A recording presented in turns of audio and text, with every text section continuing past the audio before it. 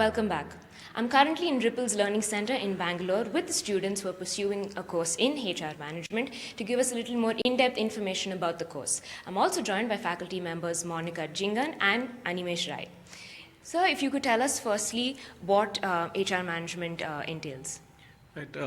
Human resource over a period of time has evolved as one of the most diversified support function. Right from a time when a person gets into an organization to the time person moves out, which means, let's say, an entry-level interview to an exit-level interview. The whole idea of recruitment, the idea of learning and development, performance management, employee relations, employee engagement, people development, all that is something that comes under HR, and that makes the domain very, very diversified and also something to be part of.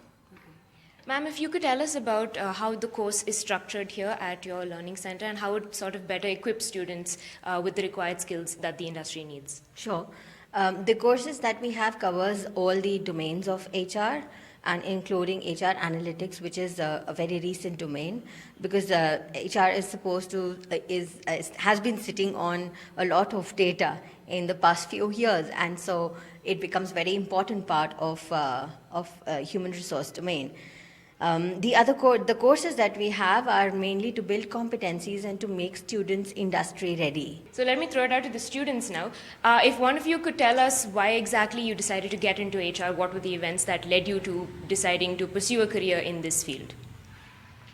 When I was doing my bachelor's, I had the subject HR, and somehow I created a liking for it, and I wanted to learn more about it, and that's why I joined Ripples, and I'm here to explore more about HR. And I like interacting with people, so I want to make my career also in employee relations. If one of you could tell me what are the different specializations that are involved in the field of HR? There are a lot of specializations like training and development. There is recruitment and selection. There's employee relations, payroll. Initially, when we started off with HR was just managing about people or taking an interview. So it's gone a long way. So it's become a tree with a lot of branches where you have a lot of specialization. And here, when you talk about when you come here, initially when I came here, I didn't know what do I do in HR. I just wanted me to be in HR. So when I came here, the CHRMP course, it led me to a lot of specialization, so which I could take in, where I knew where my strengths is and where my weakness is. So that's it. Let's say one of you do get into the HR department in any particular organization. What are some of the areas of work that you would be doing? Because as she mentioned, there's recruitment and hiring, and there's training and development, things like that. What are some of the, as an HR manager or an employee in the HR department, what are some of the different jobs that you would be looking at? So I would get into talent management because apart from their daily work, it would really help them to come out of their stress that they have. And I personally like to conduct more activities, so that would really help them to be free from their stressful work. So I would get into talent management. Coming back to the faculty now, a lot of people often say that the HR department in any organization is often the heart of the organization, is sort of facilitating bridge between the employers and the employees. How important would you say the role of a HR team is in any organization across public and private sectors with this regard, sort of as facilitating a communication between employers and employees, management and staff, and ensuring that the company sort of runs smoothly with its day-to-day activities? I would say HR has come a long way. We cannot really think of HR today only as a communication channel between employer and employee, because what is being done today by HR is something of strategic importance, because the kind of for example, let's talk about competency-based HRM. When we talk about competency-based HRM, we see that the whole productivity, the way performance is being managed or the productivity is derived in organization is changing. So when we talk about learning and development and upskilling, we are seeing the gap between desired and done performance being improved drastically. When we talk about the way organizations are structured today, and when we talk about this whole new age, millennials coming in and Gen Y and Gen X probably taking a back seat, I think HR today is doing much more than just communicating. If we could go back to sort of the kind of degrees that you'd have to pursue or courses you'd have to pursue in your undergraduation or post-graduation to get into a course in HR, is there anything in particular, or is anyone from any field can get in? I'm basically an engineer, and I've had experience in aerospace engineering and also finance domain. I was a German resource, so having worked in these two domains, I can safely say that doing work in HR doesn't require you to have any particular degree as such, but you need, like he said, you need a very practical experience. You need to know the most recent trends that happen, because every organization wants to be ahead, right? You all want to perform well.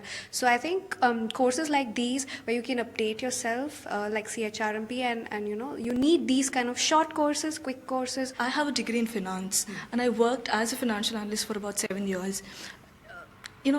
Such courses, it's like HR is a very red person in an organization, very confident person. A course like this, it's not only knowledge that comes across, it's also your personality that would come across, your confidence that would come across. So such courses should be more. I would, a course like CHRMP, which would build in a lot of confidence, which brings out your personality, should be a must. I've done MBA in HR, but I still want to hone my skills. I just want to sharpen my skills. That's why I chose this. I used to work as an HR administrator, work abroad. Now came back, and I'm planning to go back again. So before I go back, I just want to sharpen my skills. I want to be ready to hit the job market back abroad. Now, there's a lot of talk about skill development that's been happening around the country, and like also she mentioned. So what are some of the skills that an HR personnel would require? I like to say something that Richard Branson said. Mm-hmm. So he said, take care of your employees and they'll take care of your customers for you. So people in general are like very complex, So that itself is the first challenge as I see it. And also working around the system, you always need to be flexible.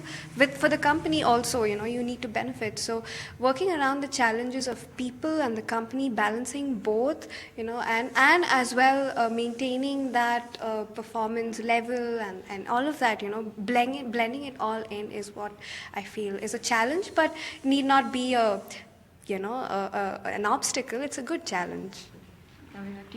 I feel attrition is a big challenge in HR right now, as people are not satisfied with everything. So being an employer, you need to keep them engaged and look after their needs and try to keep them satisfied so that do not leave your organization. So attrition is a big challenge. I would advise anybody who's looking at a career in HR to it's not very difficult to get into human resource, but to be a great human resource professional, you need to be constantly updated. You need to, it's not like 10, 15 years back that, HR was somebody whom you can ignore in an organization.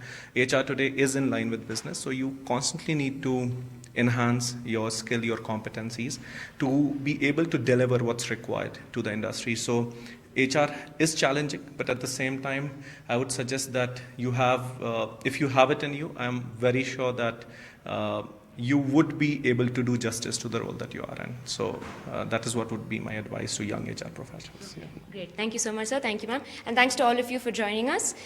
Well, if you are planning on pursuing a career in HR, these tips would have definitely come in handy. That's a wrap on today's show. Thank you so much for watching.